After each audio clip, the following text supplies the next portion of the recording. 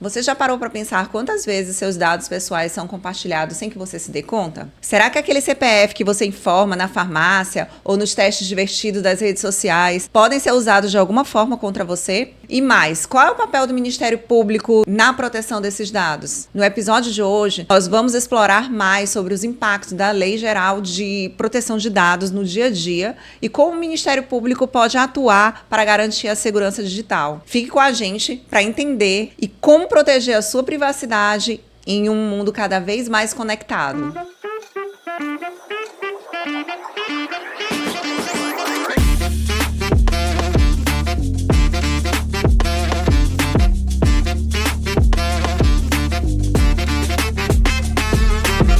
Olá, sejam bem-vindos a mais um episódio do podcast Além dos Autos, um podcast da ANPEM que vai te levar a conhecer o Ministério Público muito além do processo judicial. Hoje nós vamos falar um pouquinho sobre a Lei de Proteção de Dados, sobre a atuação do Ministério Público dentro e fora da instituição e, para tanto, nós vamos receber hoje a promotora de justiça, Natália Macedo, além de uma colega, uma amiga pessoal nossa, e ela vai estar aqui. A Natália hoje exerce a função de encarregada da proteção de dados dentro do Ministério Público e ela vai falar um pouquinho para a gente sobre essa função e sobre como a gente pode utilizar e proteger os nossos dados hoje neste mundo conectado. Seja bem-vinda. Tudo bom, Natália? Obrigada. O problema vai ser chamar vocês pelo nome e não de amigo, né? Mas obrigada, Lícia. Obrigada, Érica. Obrigada, Felipe. E assim, estamos aqui para ajudar o pessoal a conhecer um pouquinho esse mundo da proteção de dados, que é um mundo novo, que apesar de nós estarmos diretamente dentro dele, sempre convivendo com dados e com tecnologia, nós pouco sabemos sobre ele. Então, estamos aqui. Natália, primeiramente eu queria dizer que eu estou sempre acompanhada aqui dos meus amigos Felipe Rotondo e Érica Beckman. E a gente já falou em episódios anteriores sobre a questão da tecnologia, o uso de inteligência artificial. E hoje a gente quer aprofundar contigo um pouco mais sobre a questão da proteção de dados.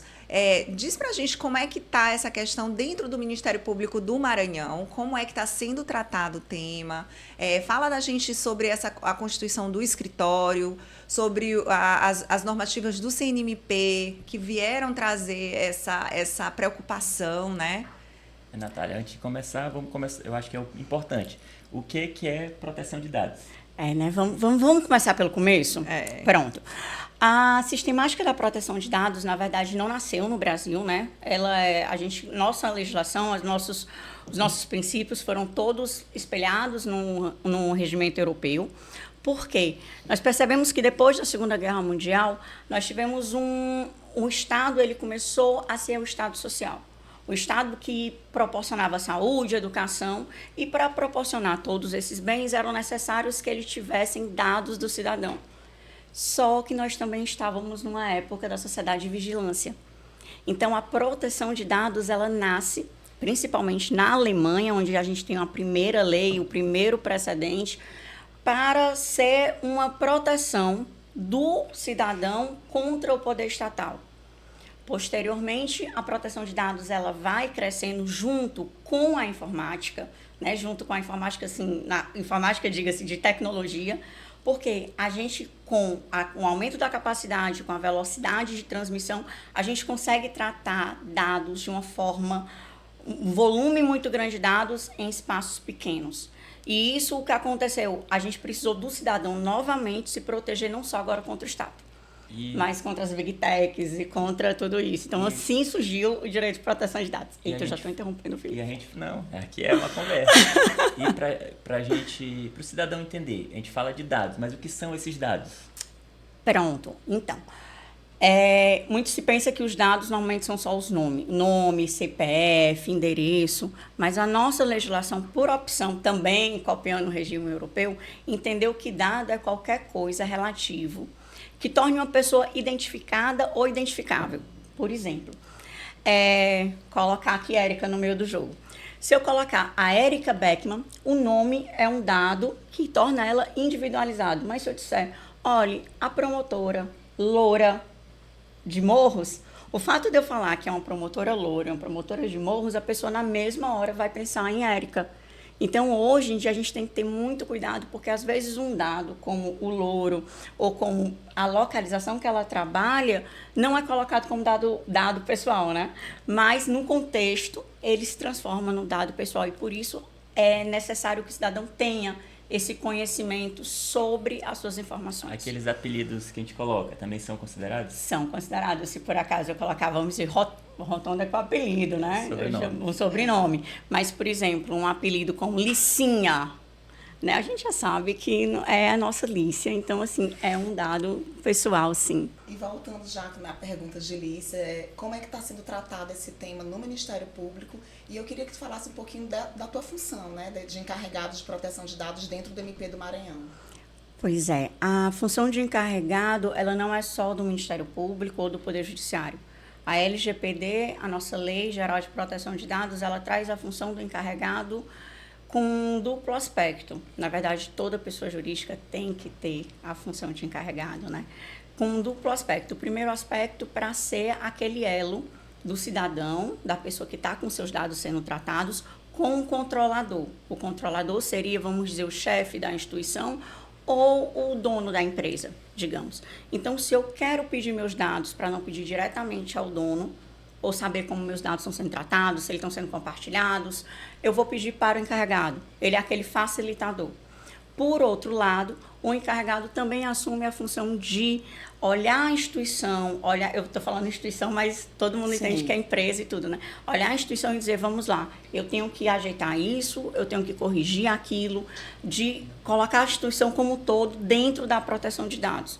Então, aqui, como encarregada, eu funciono tanto como a pessoa que leva os pedidos para Danilo, que é o nosso procurador-geral, como a pessoa que olha todos os como é que eu digo, seriam os sistemas, né? Seriam os órgãos, os setores, para adaptar os setores à nova logística da proteção de dados. E isso é aplicado no Ministério Público. E vamos supor que o dono de uma farmácia, a Alicia falou na abertura que a farmácia está coletando nossos dados, nosso CPF o tempo todo, e ela pode utilizar esses dados de diversas formas. Quem seria o encarregado, ou tem essa função ou não, numa empresa? Então, eles podem, o encarregado não necessariamente precisa ser a pessoa física, né? Não precisa ser uma pessoa física, pode ser uma pessoa jurídica contratada. É obrigatório que a função do encarregado, que a pessoa que responde pelo encarregado esteja de forma muito direta no site da empresa ou seja facilmente acessível. Tem alguma implicação ser o encarregado? Tem algum risco? Na verdade, risco, em tese, você é a pessoa... Eu me considero a pessoa mais, assim, não benquista dentro do MP, porque eu levo problema, né? É aquela história que a pessoa que tem que adaptar porque entenda. Qual é uma coisa também que é legal, já que é para o público? A proteção de dados, ela não está diretamente ligada ao direito do consumidor. Não necessariamente vai ser uma relação de consumo. A relação de consumo, ela está dentro da proteção de dados. A proteção de dados, ela surge como o direito do cidadão dizer, epa, os dados são meus, é a minha individualidade, é a minha dignidade, você pode tratar esses dados até esse ponto. Depois eu não quero que você trate os dados, não quero que você exclua. É o que a gente chama de direito à autodeterminação informativa, né? Ele tem esse direito de dizer como vai ser tratado. E por isso que a gente trata que o direito de proteção de dados, na maioria dos MPs agora, está sendo colocado como um direito humano às promotorias do cidadão, que estão colocando, e não apenas a promotoria do consumidor, porque tem essa amplitude maior. Eu ia te perguntar, se existe, assim, Tu falaste na introdução aqui sobre o que seria essa proteção de dados, falou sobre um contexto de direitos fundamentais, histórico e tal, mas existiu algum caso relevante que foi levado à criação da LGPD? E tem algum outro caso que envolva o Ministério Público de forma nacional, assim, não necessariamente o Ministério Público do Maranhão, mas que seja ou tenha sido relevante para a gente dar prosseguimento nessa questão dessa proteção? O primeiro caso, né, que a gente chama de leading case, foi o caso do censo, em que se estava querendo compartilhar todos os dados que o governo alemão tinha. Aí o Tribunal Constitucional diz, epa, você só vai ter acesso ao que você precisa. Se eu estou trabalhando com saúde, eu não preciso ter acesso aos dados de educação. Então, era uma forma de eu não preciso ter acesso à sua convicção religiosa, eu não preciso ter acesso à sua convicção política. Era uma forma entenda, sempre que a proteção de dados, o cerne dela é proteger o cidadão. Aqui no Brasil, nós tivemos casos que... Eu vou citar um caso recente. Todo mundo viu que o Mark Zuckerberg, né? Quando você fala, Zuckerberg, pronto. Ele disse que não ia colocar o Llama 3. O que foi que aconteceu? Na Europa, ele disse, né, o Facebook, a Meta, colocou de forma ampla, porque nós no continente europeu já temos uma cultura disso que, eu vou começar a usar todos os dados, não só do titular da conta, mas se eu postar uma foto do Felipe, a imagem do Felipe vai entrar para treinar a minha inteligência artificial. Aí você me pergunta, mas para quê? A inteligência artificial do Llama 3 vai funcionar como? A questão nós não sabemos. Então, na Europa, eles não. Você primeiro vai ter que me explicar e você vai ter que colocar claramente para o cidadão se ele vai querer ou não permitir que os dados dele sejam usados. Aqui no Brasil, nós não tivemos essa publicidade.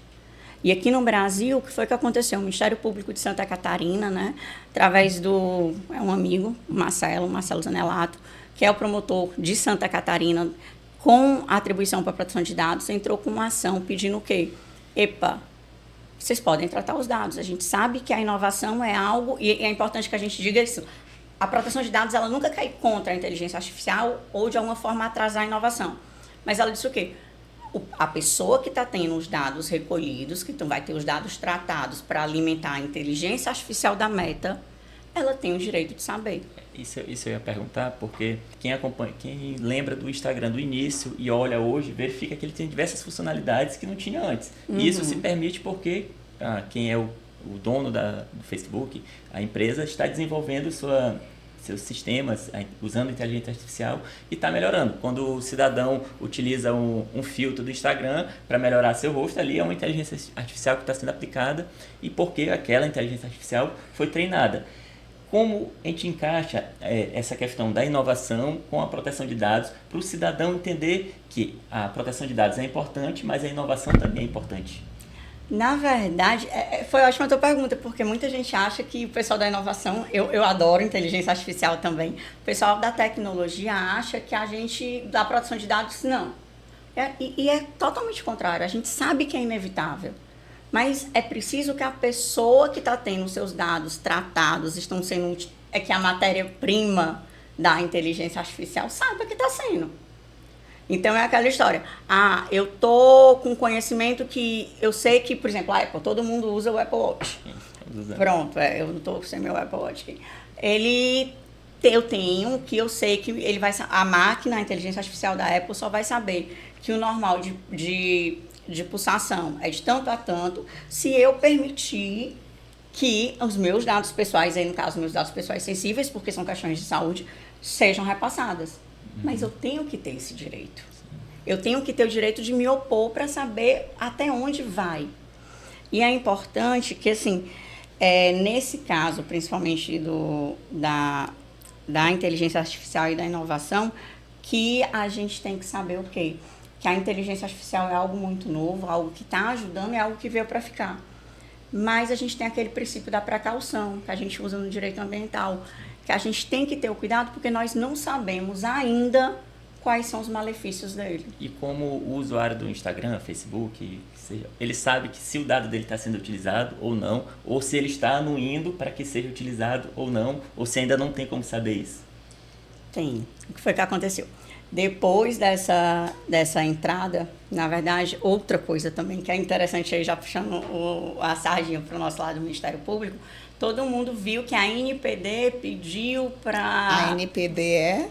A Autoridade Nacional de Proteção de Dados, que é a nossa, né, a parte administrativa, ela faz essa parte de fiscalizar se a LGPD está sendo tratada por todos os por todos, as pessoas jurídicas, por todas as pessoas mesmo. Sim. Então, o que foi que aconteceu? A NPD entrou, né, dizendo que para a Meta não tratar os dados e interromper o uso da Lhama 3 enquanto não houvesse essa publicização para o titular do dado, para as pessoas em geral. Sim. Só que antes disso, e aqui vale aí por isso que eu estou dizendo que eu vou puxar a sardinha para o nosso lado, o Marcelo, nosso colega lá de Santa Catarina, tinha entrado e pedido o quê? Olha, eu não tô dizendo que não vai tratar, eu só estou querendo que as pessoas tratem. Porque para você conseguir fazer a oposição, que é um direito do titular dos dados, e não quero que os meus dados sejam tratados, era muito difícil. Era um caminho tortuoso. Hoje em dia, você recebe a política de privacidade, eu recebi no meu e-mail, acredito também que vocês, dizendo, olha, seus dados irão ser tratados. Você quer exercer esse direito de oposição? Eu, no meu caso, fui lá e exerci meu direito de oposição, dizendo, não, eu vou usar o aplicativo, mas eu não quero que os meus dados sejam captados para treinar a inteligência artificial. Pronto, Natália, então acho que é até uma questão interessante. Nós tivemos aí alguns casos de vazamento de dados, né? Uns casos recentes, inclusive, eu lembro do Facebook.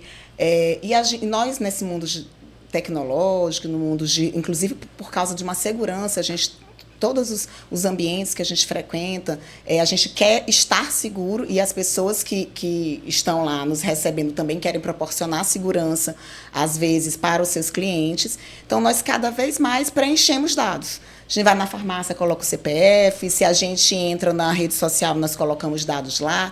Se a gente entra, às vezes, num prédio, tem a questão ou da biometria na academia ou do reconhecimento facial em algum prédio que prima pela sua segurança, não que isso não seja importante, mas eu gostaria de saber a respeito disso.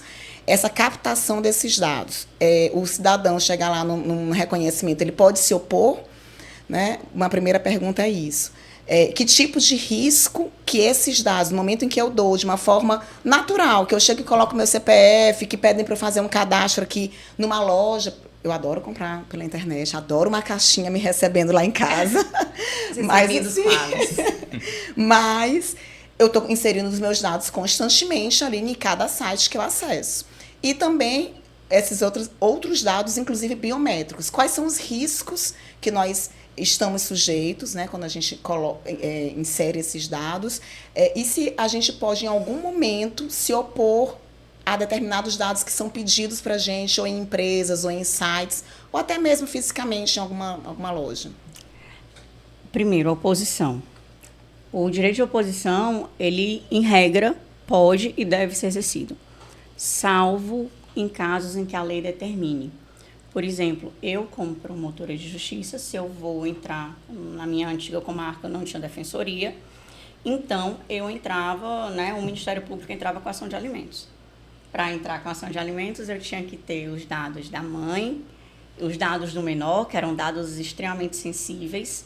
Então, se ele queria exercer esse direito, ele teria que dar os dados para mim. Sim. Necessariamente. Por outro exemplo, para fazer algum documento de segurança pública, a segurança pública necessariamente vai ter que ser colocada. Lembrando que, e eu coloquei 2 exemplos que são exceções da LGPD, né, que diz assim, essa lei não se aplica em tais e tais e tais situações, como segurança pública e investigação criminal ou processos. Só que não se aplica, entre aspas, elas não se aplicam às disposições. O princípio, toda principiologia de proteção de dados se aplica. Ou seja, mesmo que a segurança pública ela colha os meus dados, ela tem que colocar os dados que só pode colher os dados estritamente necessários, ela tem que ter um cuidado extra com os meus dados, ela não pode compartilhar com os meus dados sem que haja uma lei que permita, não pode dizer, daqui do nada eu vou compartilhar, não pode. Em relação ao perigo, né, das caixinhas e tudo mais, eu vou pegar o gancho e levar para o caso da Lícia, que ela falou dos joguinhos. Um caso que foi muito colocado na mídia, que todo mundo vai lembrar, o caso da Cambridge Analytica, que foi das eleições do Trump em 2016. O que foi que aconteceu? O Facebook tinha todo mundo... Vocês são da minha época também, né? Aquela brincadeira. Eu sou. Todo mundo já fez aquele teste de qual animal que você é no reino animal, ou qual é a princesa da Disney, ou se você fosse um artista de rock, quem você seria.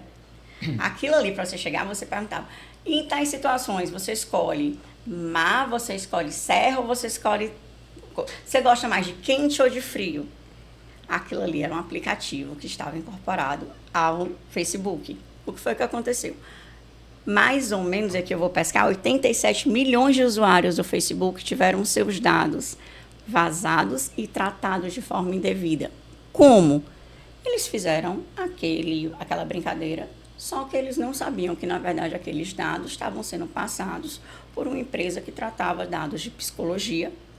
Eram feitos por um psicólogo, aqueles questionários, e a partir dali eu sabia se a pessoa era de direita ou de esquerda, se a pessoa era mais consumerista ou menos consumerista. Então, eu tinha a localização do Facebook, eu tinha um perfil dele. Então, aqueles dados que eram captados pelo Facebook, inicialmente você dava para o Facebook, e eles passaram para Cambridge, que era uma empresa de consultoria. Isso é um ótimo exemplo do perigo da utilização em massa dos dados sem esse tratamento. Porque o cidadão não sabia, né, qual era o objetivo daquele tratamento, né, o que ia decorrer dos dados dele dali para frente. E muita gente às vezes fala assim, mas eu sou uma professora, eu sou uma promotora, o que é que a Natália vai... Não é a Natália que vai importar, é que a Natália vai entrar numa estatística. Sim.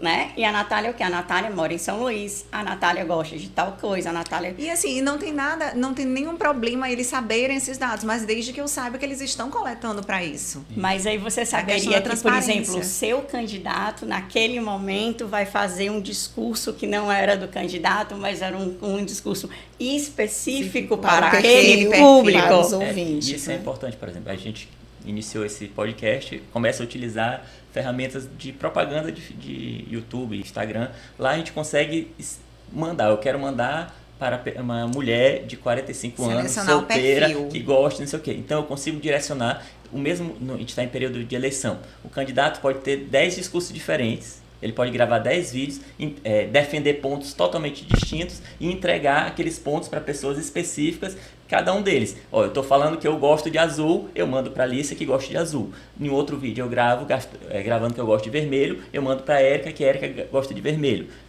Eu sei que pelo Natália gosta de laranja, eu vou gravar um vídeo que gosta de laranja, vou mandar para a Natália. Qual é o impacto disso para uma democracia? Como furar essa bolha, né? E assim, você está falando que você gosta. O que é que se colocava muito? O subliminar. Não é? Eu sabia que a pessoa gostava de tal... Ali eu gostava são pessoas mais agressivas. Então, eu ia com o meu discurso de forma mais agressiva. Eu ia com roupas que a pessoa... E entenda, por isso que eu estou dizendo que é o direito do próprio cidadão. Eu ia ser enganado porque eu não sabia que eu tinha dado o meu perfil para aquela pessoa. Então, aquela pessoa ia me contar uma história que ia ser maravilhosa para mim, não necessariamente verdadeira. Sim. E só voltando à pergunta de Érica sobre a oposição. Vamos lá, o marombeiro que gosta de academia se sente incomodado com o fato de ele ter que botar o dedão dele lá para entrar na academia. Sim. Ele se opõe a utilizar o dedão.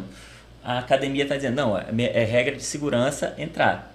Como é que fica? Como é que ele dirime esse problema? Aí é que tá. Na verdade, se houver outra forma dele entrar que não fira realmente a segurança, porque, vamos lá, na Europa, eu vou usar o caso do continente europeu. Na Europa, são reguladas os acessos a prédios públicos e a locais públicos. Então, a regra é captação de dados o mínimo possível, a não ser que seja extremamente pela segurança, comprovado, tem que comprovar A mais B, que é pela segurança. Em regimes privados, em ambientes privados, o ambiente privado ele pode se opor. Mas aí é a questão. É necessário, porque pode ser uma cláusula abusiva. Isso, aí eu ia chegar na questão do direito do consumidor. Que aí entraria no direito do consumidor, que pode ser uma cláusula abusiva, e eu dizer, beleza, eu estou dando minha digital, mas tu vai tratar a minha digital e tratamento aqui que eu digo, tu vai guardar como? E tu vai compartilhar a minha digital como? Porque aí é que entra. O risco, né? O risco. O risco é esse. O risco. Por isso que hoje em dia se diz o quê? Vazamento não é mais uma questão de se vai acontecer, é quando vai acontecer. E qual é a única forma eficaz hoje em todo mundo? Captar o mínimo de dados possíveis. Eu lembro que a Natália, minha vizinha, a gente mora no mesmo prédio, eu lembro de uma discussão que ela trouxe no grupo do condomínio. Se instalaram câmeras de acesso. Natália foi a primeira a se opor. Eu sou a pessoa mais chateada. Né? Esses dados vão para onde? E como é que fica essa questão do condomínio? Se um condomínio não quiser utilizar? Aí é que vai ter que ser o quê? Como no caso, porque qual era a minha questão? Era uma empresa que ia tratar, o condomínio, ele tem a noção de que se aqueles dados forem captados, forem compartilhados, por exemplo, um e-mail do condomínio, que a gente mandava, nesse caso específico, a gente mandava para o e-mail do condomínio. Se vazarem, o condomínio está ciente que ele vai se responsabilizar? Pronto. Na verdade, eu acho que não era nem que você estava contra a instalação. Você só queria saber como vai ser utilizado. Que essa imagem ia ser utilizada. Acho que era mais ou menos isso, né? E o condomínio está ciente da responsabilidade, porque quando você capta a imagem, você tem a obrigação de proteger. Então, você está preparado para fazer essa proteção? Essa é a pergunta que a maioria das empresas precisam se fazer hoje. Exato. E assim, é engraçado que uma pontuação também. O pessoal fala assim, mas você posta muita foto no Instagram, você super se expõe, por que você não vai colocar? Porque olha só, nesse caso em específico, foi essa resposta, inclusive, que o nosso síndico me deu, né? Percebam só, quando você usa quem trabalha com direito digital, nunca bate foto sem filtro. Curiosidade, né? Nunca bate foto sem filtro. Por quê? Quando você coloca o filtro, a biometria facial, ela é todo ponto matemático. Eu sabia que eu gostava do filtro por algum motivo, tá vendo? Gente, e eu não suporto filtro. Eu não suporto, agora tem que botar, tem os dois lados, né? Tudo tem os dois lados. Eu exerço o meu direito de não fornecer minha biometria natural ao Instagram.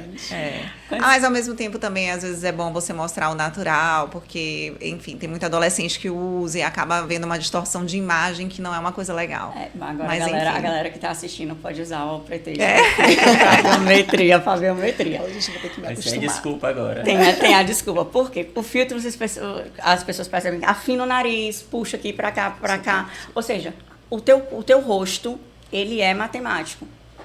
E por que essas fotos que você coloca, você pode perceber que foto de repartição pública e outras coisas, eles não fazem questão com o fundo branco. Sim. Desse do condomínio fazia, e eu impliquei muito com a história do fundo branco. Eles, o que é que tem a ver o fundo branco? E não podia ser de óculos, e tinha que ser uma luminosidade. Por quê? A gente tem que entender que é aquela história. A tecnologia evoluiu para ajudar, mas ao mesmo tempo que ajuda, todo bônus vem com algum ônus. Quando você coloca o fundo branco, a sua biometria colocada, vocês perceberam como é que a gente acessa hoje banco? Já tem testes que se você colocar, dependendo da luz, da luminosidade, você colocar numa foto, ele pega. Então, pode muito bem uma foto. Tem até aqueles memes que a pessoa, o assaltante de dados, botando uma foto da pessoa. E isso já passava nos filmes, gente. Às vezes eu me pego assim, pegando várias coisas de filmes que a gente já assistiu, né? Que eles pegavam e colocavam as fotos e aí abria as portas por biometria. Normalmente a tecnologia, quando a gente enxerga que ela chega pro cidadão, ela já tem um longo período. O tempo de maturação de uma tecnologia, a curva é exponencial. No começo é bem devagarzinho. Depois, quando o cidadão, ou a gente começa a perceber, é porque a tecnologia já estourou e já veio lá atrás. Sim. Então, por isso que o filme, alguém que fez aquele vídeo já estudou, já sabia que aquilo ali poderia ser uma tendência. Porque o que acontece, não existe, para a gente que gosta de tecnologia, né, a gente diz que não existe uma ficção, existe um futurismo. Porque não é a questão. Outro exemplo bem aí que todo mundo falava, o telefone, gente, dos Flintstones, não, dos Jacksons, que falava. Hoje nós estamos eles totalmente natural. Então, mas entendam, é o que a gente está rodando mesmo e voltando sempre para a mesma coisa. É interessante que as pessoas saibam que os dados são delas, a tecnologia não é ruim, mas você tem que saber utilizar e alimentar. E você tem o direito de saber se você quer ou não ser o alimento daquela inteligência artificial ou daquela inovação. Com base nessa pergunta, se a gente quer ou não, e aí eu acho que algumas pessoas, quem não entende muito de tecnologia, às vezes estranhou e começava a se perguntar. Quando a gente começou a acessar os sites, ficou perguntando lá se a gente aceita o cookie ou se não aceita o cookie. E todo mundo fica... Tem até memes dizendo um pratinho com os biscoitos. Tem alguma coisa a ver com a Lei Geral de Proteção de Dados? E o que é que a gente está fazendo, na verdade, quando a gente diz sim? E qual é a consequência da gente dizer o não? A gente consegue acessar o site normalmente? Como é? Gente, então... É a história do cookies e do termo de uso e a política de privacidade. Que ninguém lê, né? Que todo mundo coloca o sim, aí ninguém sabe depois como é que os dados que pararam, que você colocou o CPFzinho da farmácia, foi aparecer misteriosamente aquela mensagem no teu celular que já apareceu no meu, isso eu digo que é exemplo meu mesmo. Natália, você parou de usar o seu medicamento, isso é muito perigoso, vá lá comprar. E a história do celular, às vezes a gente está falando aqui, vai aparecer uma propaganda de algum... Exatamente. Com certeza, na hora que a gente começar a utilizar nosso celular, vai aparecer propaganda de farmácia, que foi o que a gente já falou várias vezes aqui. Podem anotar. Né? Primeiro ponto, cookies. Os cookies são, na verdade, pequenos programas. Eu estou colocando programa, assim, uma forma leiga de falar, em que o site que você está acessando envia para o seu computador. Para a partir de dizer o quê? Vocês já perceberam que com os mecanismos de buscas, quando você coloca, já aparece o que você coloca? Pronto. Sim. Aquilo ali são formas, né, que o site que você está acessando usa para mexer na sua máquina. Por isso que também o pessoal que mexe com coisa sempre coloca, eu nunca coloco aceitar, ou quando tem a opção sempre de aceitar somente os estritamente necessários, porque existem realmente alguns programas que se você não aceitar, o site não desenvolve. Não funciona. Mas quando todo mundo coloca, eu quero perder tempo, coloca aceitar, parabéns, você está sendo provavelmente você está sendo Mas esse programa vigilado. É meio que para também coletar essas dados. Informações, coletar que eu vou o que tu colocar nas preferências de tudo. Coletar o que tu tá pesquisando, o que tu tá querendo saber, né? E isso aí é utilizado pelas empresas, para o marketing, para venda. O site consegue perceber. Entrou no site, Érica falou que gosta de comprar. Visitou uma bolsa. O site vai saber que tu clicou, mas não comprou, ou que porque tu clicou naquela bolsa, tu procurou produto A, B ou C. Então ele vai conseguir, com base em estatística, saber direcionar a propaganda para ti. Aí com certeza aquilo ali ele já vinculou com um Google AdSense ou Facebook e vai te mandar no teu celular, na hora que tu entrar no Instagram, vai chegar uma bolsa que tu acabou de olhar e tu não imagina, olha como é que isso aqui chegou para mim. Aí tu vai ficar sendo bombardeado com aquele tipo de propaganda, às vezes 5, 10 vezes, até tu olhar, não, realmente vai e compra. É para isso que eles utilizam. Aí vai na questão da pessoa saber. Eu quero isso, eu quero receber propagandas personalizadas. É um direito dela, tudo bem, ela aceita. Tem gente que já pensa no problema futuro. Ela está me vendendo bolsa, mas ela pode me vender outra coisa no futuro que eu não queira, ou então colocar para outra pessoa. Aí ela vai compartilhar esse dado com algum outro. Aí vai uma opção dela, eu quero mais segurança, menos personalização das informações, ou quero mais personalização e menos segurança. E isso cabe ao cidadão decidir. Então essa informação é que tem que ser dada ao cidadão para poder ele ter o direito de decisão, né? Isso, porque, de novo, né, a base os seus dados podem ser utilizados e eles são utilizados porque aí a gente volta à história lá da origem. O Estado ele precisava dos dados do cidadão para oferecer um serviço público adequado, mas ele também podia usar para vigilância e para poldar o cidadão. Outro exemplo básico, né, que vamos usar o Instagram aqui porque a gente colocou o Instagram como um objetivo mesmo colocado. Vocês sabem da regra dos 7 segundos? Felipe sabe. Explique pra gente. Pronto, a regra dos 7 segundos. Se você passar 7 segundos em qualquer tipo de postagem, o algoritmo ele entende que você gosta daquele tipo de postagem. Sim. Então, o algoritmo vai te mandar direto aquele tipo de postagem. Por quê? Enquanto mais tempo ele consegue do engajamento, que é o teu tempo na rede, ele faz que você consegue colocar mais propagandas de pessoas que te têm como alvo. É por isso que a gente aqui, está fazendo um podcast que é para o YouTube. A gente tem o nosso Instagram, a gente tenta sempre passar para o Thiago, que é do nosso marketing. Olha, a identificação do público-alvo. O início do vídeo é o mais importante. Você tem que prender a atenção para ele ficar pelo menos uns 7 segundos. Exato. Para que o Instagram aí entenda que a pessoa gosta. Mas aí, é claro que Natália aqui está defendendo que o cidadão lá, o usuário do Instagram não compartilha essa informação, mas faz parte da própria plataforma. Na verdade, pelo que eu estou entendendo, ela está defendendo aqui que tem o direito a escolher. É isso que eu falei. É direito de dizer, eu não quero que compartilhe essa informação. Não, e assim, é engraçado também, porque olha só, eu não sei vocês, mas eu me atualizo muito no direito hoje pelo Instagram. Hoje, gente, conhecimento hoje nosso, a cada 11 horas, né?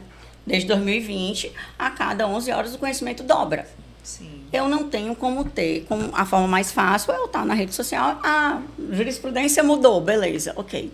Mas entenda, aquilo ali, vocês já perceberam como é que você tem tantos benefícios e você nunca pagou nada? Porque a gente tem uma máxima na tecnologia. Se você não paga para usar, provavelmente você é o pagamento. Alguém está pagando por você, né? Alguém está pagando por você. Então, a gente volta. A proteção de dados é o quê? Para você saber que você está ali, como é que seus dados estão sendo tratados, como é que está havendo um perfilhamento. Tá, mas eu estou sabendo que está havendo um perfilhamento. Sim. Porque, por exemplo, também, outro canto que o ministro Barroso, ele fala muito isso na questão da democracia das redes e a conhecimento do povo. Quando a gente começa a acessar, vamos dizer, assuntos do nosso interesse, só aparecem aqueles assuntos. Vira uma bolha. Então, você acha que você está correto e você não vê o segundo ponto, um ponto de contradição para você repensar nisso. Agora, imagine isso num meio de formação de adolescentes e crianças. Isso. E, em relação a isso, já que tu falaste de adolescentes e crianças, Nath, a gente... Nath, né? Saiu. A gente precisa, inclusive, algo muito recente, construir essa educação de proteção de dados, né? Construir uma cultura de proteção de dados, inclusive para crianças e adolescentes, que cada vez mais acessam as redes mais cedo e precisam saber também que os dados que elas colocam ali vão ficar, né, para a vida toda, inclusive, mas principalmente para que a gente possa protegê-las, né, da coleta desses dados. Então é preciso, acho que, trabalhar isso, inclusive, em escolas, em universidades, dentro de casa, sobre essa cultura de proteção de dados, do que você realmente é necessário você compartilhar e o que é que você deve proteger, né, que já entra na questão da privacidade. Isso, e é muito importante também, por isso que, quando vocês perguntaram, né, eu disse, não, bora, eu vou na hora. Porque é um assunto que não vende. A proteção de dados, ela não vende. Porque como é que as maiores empresas, né, quem mais ganha com os nossos dados, vão chegar e dizer, olha, você quer saber se você realmente quer me dar? Pô, ele está pegando ali. Então, é importante que a gente saiba, e assim, tem uma ciência que é uma mudança de consciência. Sim. É uma mudança de, eu vou ter que ter o trabalho sim, de perder um tempinho lendo a política de privacidade para saber se eu vou colocar ou não. Uma coisa que, como promotora, e aqui entrando já no Ministério Público, como promotora, me dói muito, que eu tô falando pro Felipe, porque eu sei que o Felipe gosta disso, ele vai entender. Me dói profundamente quando eu vejo colegas nossos, ou juízes, ou promotores, pessoas que a gente sabe que tem um conhecimento, uma instrução, colocando foto de crianças ou com farda, ou bebês com Papai Noel, de fantasia, com o Instagram aberto. Gente, o ser humano tinha memória, agora a nossa memória é coletiva. Uma foto dessa facilmente pode ir para uma deep web, para uma dark web e ser utilizado para os mais diversos fins. Uma vez na rede, acabou. Não tem volta. Então, é importante que as pessoas tenham essa ciência que é uma coisa simples? Mas tem implicações. É o que o Pablo falou no episódio do eleitoral, né? Sobre o deepfake. Isso. Quem faz aquele teste, como seu bebê vai ficar no casal, aquilo ali está mostrando porque tem dados teus que combinam, aí a pessoa, ficou perfeito, ficou muito próximo. Lógico que ele tem diversos dados já, coletou. Eu lembro que bem no início, quando saía essas fotos, a pessoa, bora ver como você vai ficar daqui a 10 anos, daqui a 20 anos. Aquilo ali foi para forçar todo mundo a fazer a biometria. Isso, não era na própria plataforma, a pessoa entrava, ia para um segundo, lançava a sua foto ali, e aquela empresa coletou bilhões de fotos, aí hoje ela consegue fazer qualquer tipo de projeção de qualquer imagem que tu colocar. Me vê aí daqui a 15 anos. Ele já coletou teu dado lá atrás e coletou diversas vezes. O Instagram já tem o quê? 10 anos? Mas vamos botar que tenha 10, 15 anos. São 10 e 15 anos ele pegando foto tua. Então ele sabe como o Felipe era 10 anos atrás e como ele está hoje, como é que ele estava nesse intervalo. Então ele vai conseguir projetar a minha imagem no futuro perfeitamente. Sim. E assim, falando do cidadão, Nath, tu tem dicas assim para dar para o cidadão proteger ou até mesmo se informar desses riscos? Então, primeiro pergunte por que estão sendo utilizados. Há necessidade, quando você vai comprar uma blusa, você coloca... A loja não vai para montar a tua casa. Há necessidade, numa loja normal, você pegar o teu CPF. O que é que ela vai querer teu CPF? Que ela vai querer teu telefone? Para que ela vai querer saber se tu tem filho, se tu não tem filho? Para quê? Não tem essa necessidade. Então, é interessante, a minha principal dica é valorize os seus dados. Sim. Se nós temos que as maiores empresas e as pessoas mais ricas atualmente são donos de tecnologia e a maioria das aplicações que eles oferecem não são pagas, você, de novo, é o alvo. Uma coisa que eu vejo muito, farmácia a gente dá o CPF, é porque é o desconto. Alguém pergunta para que tu quer o CPF ou só quer o desconto? A pessoa quer o bônus, mas não quer o ônus. Aquilo ali, futuramente, pode ser uma base de dados que nós não sabemos, e aqui eu estou supondo, que seja alimentado para as seguradoras de planos de saúde. Então, aqui você pode estar economizando R$10, R$5, para lá na frente ter seu seguro negado se você for fazer uma cirurgia. Porque sabe o tipo de remédio que você compra, a periodicidade que compra, né? Entendeu? Sim. Então, assim, a gente tem que saber o que tecnologia é uma coisa muito boa, mas ela tem que ser conhecida para saber como ser usada. E falando sobre tecnologia, qual é o caminho? No episódio passado a gente falou que a tecnologia veio para ficar, a gente não tem como não acompanhar essas mudanças, mas como o Ministério Público, como promotor de justiça, pode utilizar bem dessas inteligências artificiais generativas para poder otimizar a nossa atuação, mas proteger os dados? Conhecimento. Eu acho que é importante as pessoas... a gente vê muita gente querendo usar os bônus, né? Mas eu não vejo as pessoas procurando os ônus de querer realmente conhecer como é que tem o chat. Eu uso o chat tranquilamente, eu sou fã do chat, eu uso o chat e o Copilot. Tenho duas tecnologias, duas IAs. Mas o que acontece? Eu faço questão de pagar o chat, faço questão de pagar o Copilot e sempre coloco para que a minha base de dados que seja utilizada ali não suba para a base de dados do aplicativo. Então, é usar com responsabilidade. É saber como usar. Eu acho que dá para usar, inclusive, a inteligência artificial também a favor da proteção de dados, né? Acho que para deixar anônimo alguns dados, ou para evitar fraude, acho que também ela não pode ser vista só como um perigo, como uma ameaça. Acho que também dá para utilizar a inteligência artificial para a própria proteção de dados, né? Não? Eu não uso nunca a inteligência artificial como perigo. Eu acho que ela é um instrumento que é maravilhoso. Não é porque você pode matar com o carro que você não vai dizer que o carro não é uma bela de uma invenção. O chat, ele está aí, ele vem facilitar, ele tem que ser usado, mas é aquela história. Eu não posso, do mesmo jeito que eu não posso pegar um carro que roda chega a 250 quilômetros e eu pegar um carro desse totalmente embriagado ou drogado, eu não posso pegar o chat e usar de qualquer jeito. Eu tenho que aprender a dirigir. Aí entra o concordo conhecimento. plenamente que é fato de entender que ela está aí, que ela vai evoluir. Então, a gente tem que perder o medo, sentar, estudar, verificar quais são as possibilidades, quais são as implicações e daí, institucionalmente, discutir como isso pode nos otimizar e como ter a proteção de dados, porque nós somos promotores de justiça. Ampliar os benefícios, minimizando os riscos. Né? Isso, como a Natália disse, em toda atividade. Em toda atividade. O carro, como a Natália disse, começou ultra inseguro. Ele foi evoluindo, foi colocando sistema de freio melhores, passou a obrigar a utilizar cinto de segurança, a moto utilizar capacete, enfim. os riscos vão se mitigando. E conforme a tecnologia vai aprimorando, conforme o nosso conhecimento vai aprimorando, a gente vai otimizando a utilização e utilizando ela de forma correta. E assim, eu brinco muito isso com o Danilo, né? Que a gente tem que entender que nós, promotores, temos um plus a mais. É um direito fundamental, está lá no artigo 5º, é o nosso último direito fundamental, e somos nós, promotores, que somos obrigados constitucionalmente a agir em favor do cidadão. É isso que eu ia te perguntar agora. Como é que tu enxerga a atuação do Ministério Público dentro do contexto da proteção de dados? Primeiro, de uma forma preventiva, fazendo o que a gente está fazendo aqui hoje. Levantando questões e colocando para o cidadão que ele tem esse direito e que ele pode exercer e como ele pode exercer. E as consequências do mau uso de dados.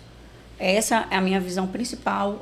O sistema brasileiro, como o sistema europeu, e aí de novo eu bato no sistema europeu, que é a nossa base, ele nasceu para a gente agir de forma preventiva. Depois que há o vazamento, né, o incidente de segurança, aí a gente sabe que é mitigação de risco. Então eu vejo o Ministério Público agindo principalmente nessa parte preventiva, de ir para a população e explicar para a população o que acontece. E, posteriormente, no caso de abuso, agindo aí sim de forma repressiva. Certo, perfeito. No Ministério Público do Maranhão, especificamente, tu conheces alguma iniciativa que tem sido feita ou que está sendo feita nesse sentido de levar a prevenção, a informação, conhecimento para o cidadão sobre a questão da proteção de dados? Lícia, aí vai meu papel já como encarregada, deixa eu puxar a sardinha mais, né? A gente tem feito aqueles posts, a campanha que fizemos ano passado, que vamos fazer aqui. A gente está trabalhando com o TJ para ter uma aplicação, porque assim, aquela história, as instituições unidas, elas trabalham e fluem mais rápido, mas aqui é a forma preventiva mesmo. Porque como é uma questão de segurança, vários procedimentos nossos já foram alterados, mas a gente vai continuar alterando mesmo. É uma coisa que tem, mas o primeiro passo da gente dentro do MP é principalmente colocar um membro para essa realidade, que existe a proteção de dados. Pronto. Nath, aqui como a gente fala bem além dos autos, né? A gente também queria agora, mudando um pouco de assunto, falar sobre a tua paixão por animais, que quem te conhece sabe que você é mãe de pet e é apaixonada pelos animais de forma geral. E você tem um projeto muito legal que envolve a Polícia Civil, não é isso? Os cachorros lá, os cães da DENARC, eu acho. Né? Senarc, né? Não, assim, calma. O projeto não é meu. Né? Eu conheci o projeto, na verdade, é uma área da Senarc. E pronto, bato no meu ponto fraco. Eu digo que eu sou Natália, vírgula, promotora de justiça, vírgula, madrinha do Vini. Quem não sabe, o Vini é o nosso K9, né? O nosso antigão. O Vini, ele se aposentou, inclusive, né? Vini se aposentou, né? Mas depois de 7 anos, o Vini conseguiu mais de 3 toneladas só de apreensão de droga, só com o Vini. Então, a Senarc, dentro da Senarc, né, da Superintendência de Narcóticos, tem o núcleo de operações com cães, que são 3 pessoas maravilhosas, assim, eu nunca vi profissional. Sabe quando a gente está mal? Eu trabalho demais, não faz sentido. Não é terapia, mas é terapêutico. Não é terapia, mas é terapêutico. Pronto, quando eu estou estressada, que eu digo, eu trabalho, não dá em nada, aí eu pego o carro, vou para a Senarc, entro no Nanoc e eu digo, falou ou com o Diego, ou com Raquelzinha, ou com o Bombeirinho, que até hoje eu não sei o nome de Bombeirinho, só chamo ele de Bombeirinho, e a gente vê que são pessoas totalmente vocacionadas. Por quê? Eles, sem ganhar nada mais por isso, treinam os cães que vêm, adestram os cães para achar, e aí não é só droga, é importante dizer isso, não é só droga, armamento, e agora o Boris está também, que é o nosso cocker, né? O Boris está vendo também a questão dos restos mortais e pessoas desaparecidas. Então, assim, é um projeto que eu acho que todo promotor devia conhecer, porque eu acho que quando um tráfico, né, que a gente pega aqueles prisão em flagrante, que aí a gente sabe que normalmente todo mundo diz que teve abuso e tal, mas quando tem um cachorro, o policial não vai precisar fazer abuso. O cachorro ele vai achar. Isso. Recentemente, lá em Bom Jesus das Selvas, teve uma operação policial que eles utilizaram os cães. Tem um resultado muito grande. E assim, gente, aí fazendo só um link, a gente tem que ver os K9 como fossem a nossa inteligência artificial. A gente consegue fazer um trabalho com muito mais produtividade, com muito mais eficácia e celeridade do que se fosse com humanos. Agora, infelizmente, realmente, a gente tem a questão orçamentária. E falando nisso, como é que pode a população, como os promotores podem contribuir? 2 pontos principais, né, colegas? Eu gosto muito de fazer TCO em prol da Senarc, porque eles precisam muito de a matéria-prima para farejar. Os cães não podem usar droga em si. Então, tem os odores, que são extremamente caros. São muito caros. Então, acho que a gente podia fazer... Eu coloco alguns TCOs, algumas ANPPs também para a Senarc, exatamente nesse ponto. Eu mando os odores, né? Eu não gosto de colocar dinheiro, eu mando o material. E uma coisa importante também, que eu acho que é dar visibilidade, dar conhecimento, porque todos os cães, eles são treinados para serem sociáveis, os K9. Por quê? Porque os meninos têm em mente, né, os 3, Raquel, Diego e Bombeirinho, que a forma mais eficaz de acabar com o tráfico ou menos combatê-los é evitar que tenhamos mais usuários. Então, eles vão nas escolas, principalmente com crianças, levam os cães, ensinam o porquê não usar a droga. Eles têm esse projeto. Então, eles vão de escola em escola. E, nesse ponto, pelo menos, nós temos menos usuários nós vamos ter menos fogueteiros, menos vendedor, né? As pessoas que vendem e, por acaso, chegar até a produção. E se alguém quiser aqui, alguma pessoa que gosta muito de animal e que quiser ajudar, não sei se tem algum número que tu tens. Tem o Instagram da NOC, né? Tem o Instagram da NOC. NOC é Núcleo de Operações. Núcleo de Operações com Cães. NOC tem um Instagram específico e oficial da NOC. Então, lá você vai falar com o Diego, que é o investigador responsável, e o Diego passa tudo. Inclusive, eles adoram receber visitas, quem quiser ir lá conhecer os pequenos, meus sobrinhos, né? O Vini não está mais lá, porque o Vini se aposentou, está agora com o Diego, mas nós temos... Tem a Alo, tem o Baruque, tem o Boris, tem vários cachorros maravilhosos. E além também dessa questão dos odores, tem alguma coisa assim que esses cães precisam, que a pessoa pode dar? Porque como tu falaste que tem a questão orçamentária, eu imagino que na segurança pública não deve ter assim, um orçamento muito robusto para... Gente, isso, eles são cães de alta performance, então imagine que eles precisam do dobro que todos os nossos cachorrinhos precisam. Coleira com pulga, carrapato, todos os medicamentos. O Vini mesmo, ele teve um problema de fisioterapia, que eu digo, não, a fisioterapia dele é minha.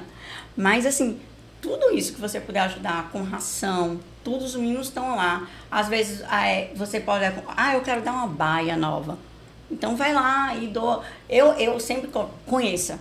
Acesse o Instagram da NOC, veja, conheça o trabalho, porque uma coisa é você dizer, eu ouvi falar.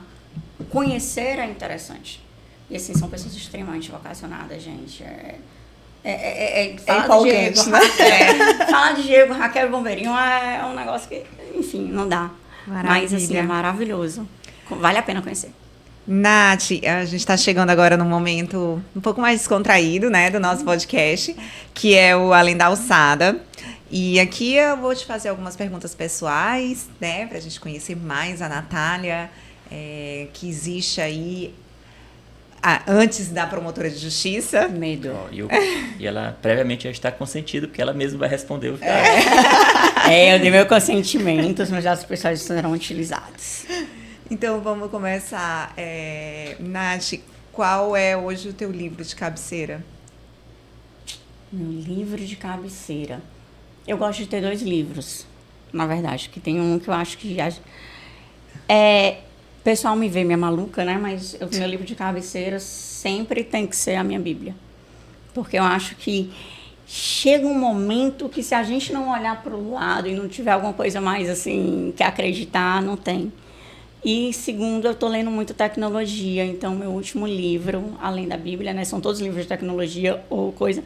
Eu amei o livro do ministro Barroso. O último do Barroso é espetacular. Eu queria até pegar de chique, eu te disse, né? Que não, tudo a ver com... Qual é o livro, sabe? Não empréstimo. Inteligência Artificial, Plataformas e Democracia. E é muito legal que ele fala exatamente sobre como a democracia é influenciada pelas novas tecnologias. Mas ele faz com aquele estilo nosso que ele tem que ter a inteligência artificial.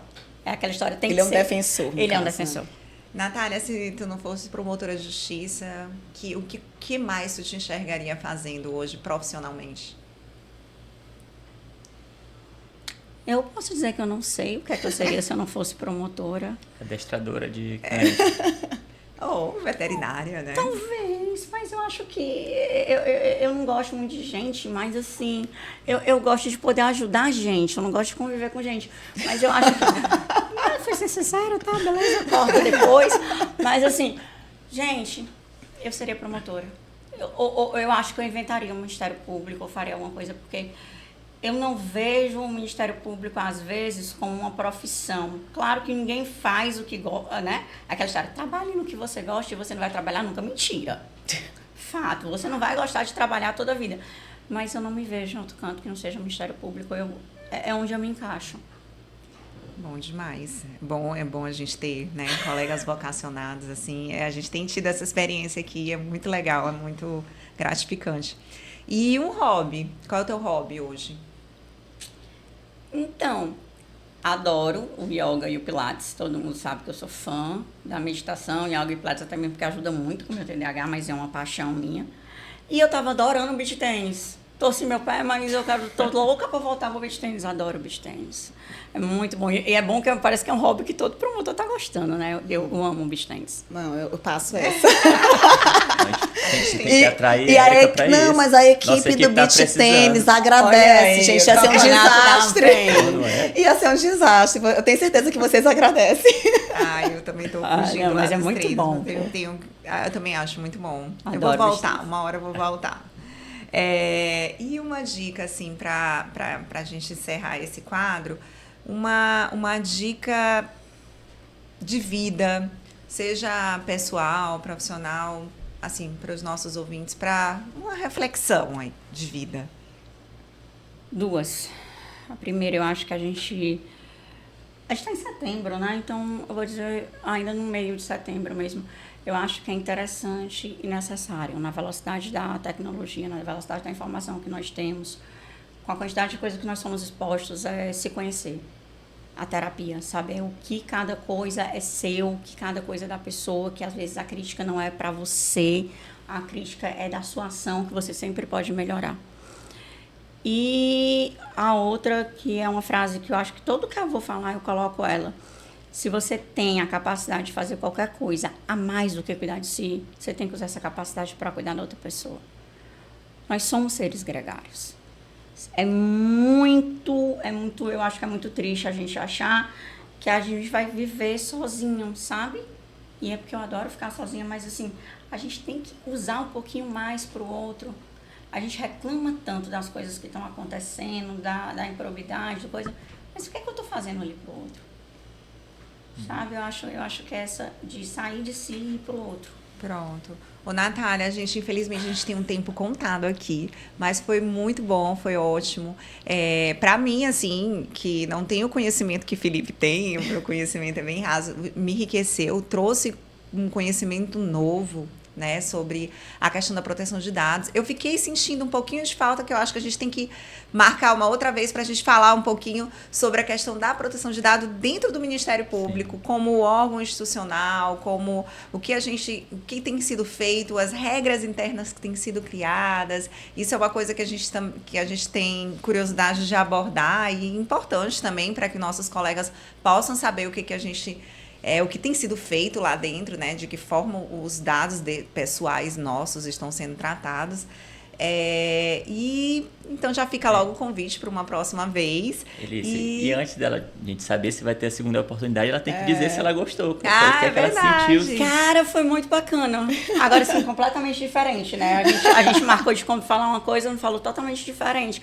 Mas só uma coisa, olha, a gente vai ter novamente, né, eventos de proteção de dados. Aí eu uso vocês, que agora estão com 3K, né? Parabéns, meninos, os 3Ks, para divulgar os eventos. Olha que coisa boa. Olha, com certeza, faremos essa parceria. E foi o que a gente disse, a Natália estava preocupada com o roteiro. Eu disse, o roteiro é só um indicativo, a gente nunca segue. Verdade. A conversa vai fluindo, né?